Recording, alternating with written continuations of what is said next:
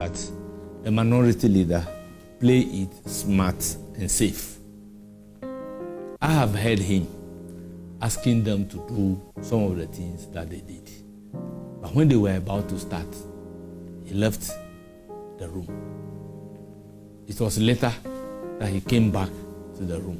So at the scene, the actual scene where they were dragging the table and putting the chairs on the table, he was at that material moment not in the room. So when he came, he couldn't even move to my left side. He was behind me at my right side. So, but I know that Jerry was under his instruction to move to go and stop Akando from taking the seat to be sworn in. How come? He asked his side that they should all put on the microphone. I have heard him saying they should call some people to come to the vetting room. So was the speaker charitable to these four? Well, I believe that danger beget man, the cry of distress, summon for relief. As a matter of fact, if we want to go into the nitty-gritty of this particular matter, they may suffer a harsher punishment than the suspension. I heard people arguing that the suspension should have been 8 days instead of 2 weeks. And it all boiled down to the same thing. Saying 8 days and 2 weeks is the same thing. Because naturally, the 8 sitting days amount to 2 weeks. Because the sitting day of Parliament in a week is 4. Indicated everywhere that I am prepared to even speak under oath to the effect that I had a discussion with the minority leader prior to Akando being asked to sit down there for vetting. He never claimed to have opposed to Akando being vetted, or they will have a way of taking a decision based on Akando. He intimated to me in a plain language that he doesn't have a problem of Akando being vetted. So the attitude that I don't like is that, oh no, we are not going to vet this person. We are not going to vet this person. It doesn't lie in our hands to decide that we'll vet A, but we'll not vet B. What is your reason for not vetting B? I believed that Akando, Honorable Komunaminta Akando, was in a category of people that their advert was even more than a week prior to the day of vetting them. So enough notice has been given to the general public requesting for a memorandum. But we have not received any memorandum. And flowing from the date of their nomination and a copy of the referral being given to the minority, they should be able to start any investigation that they may want to conduct on Akando. You cannot say that for a ministerial nominee, you need more than a week to be able to dig the background of this particular nominee sitting with you every day in Parliament. I do not really agree on the impression that they were trying to portray, that they didn't have enough time to dig into the background of the nominees.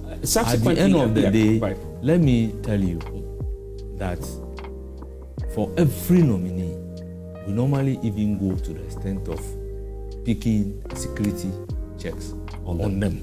Subsequently, a copy of the security check would usually be given to the minority leader, and we'll look at the security checks reports before vetting them.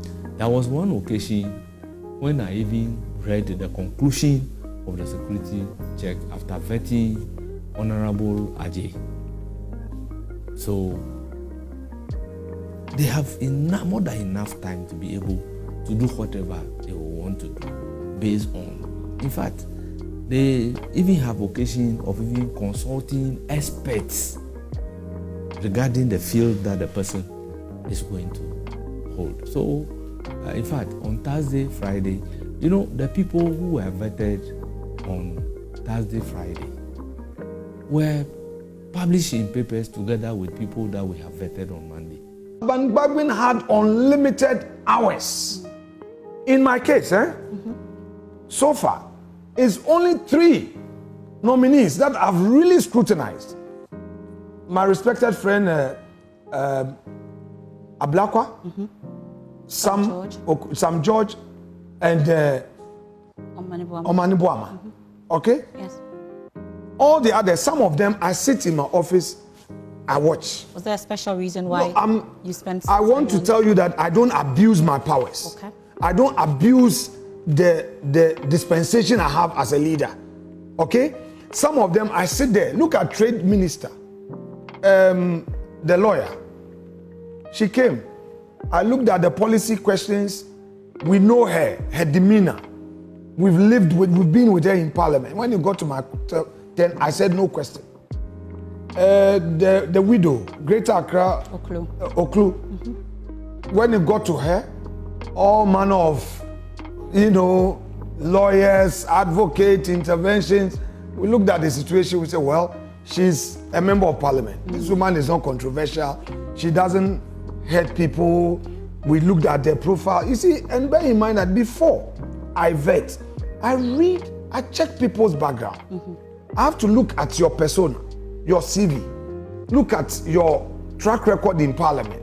Have you raised controversies? Because the thing is supposed to come under Article 78, which you already qualify. So I have to look at other issues. Now, Sam George. Before Sam's vetting, I've known Sam since my days at Trade Fair when he was hiring my trucks to do business. Which you made clear. And Sam has been my brother. Okay? I call Sam in the presence of another senior member of our party. I said, Sam, you know what? You made certain disparaging comments. You denigrated Akufo-Addo. I beg of you.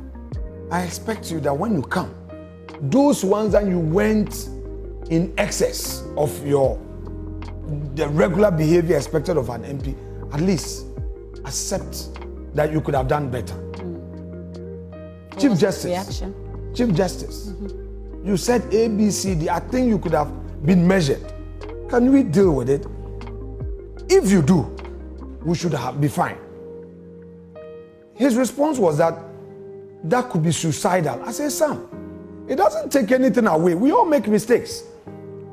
A lot of times I go public to apologize. It doesn't take anything away from me. So please try and see how to balance it. In any event, Sam, I'm not the one to destroy your career. I won't do it. And you know me. That is why I brought St. Francis of Assisi prayer. And I gave it to him that read.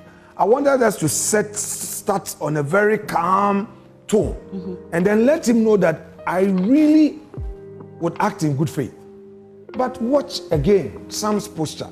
The committee wishes to announce that we have decided to hold a public hearing of all the issues starting from Wednesday here in Parliament House at 10 a.m. prompt. We shall expect members of Parliament, the media, the guests who were present at the vetting room, as well as members of the general public, to voluntarily appear to assist the committee with the relevant information on the incident. The committee has created a digital platform, a WhatsApp platform, where we shall receive multimedia evidence, including videos, audios, and tests to facilitate a speedy execution of the committee's tasks. The committee has decided that we will solicit the service of a forensic expert from the Ghana Police Service to assist with the authentication and analysis and validation of any multimedia evidence that we receive from the witness. Starting from this morning or this afternoon, we will start viewing some of the video evidences that Parliament has.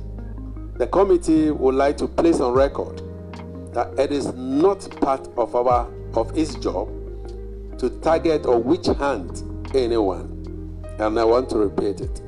We are not here to witch hunt any of our colleagues or members of Parliament. This work is to look for evidence of any member of Parliament who may have flouted the rules of engagement in this House.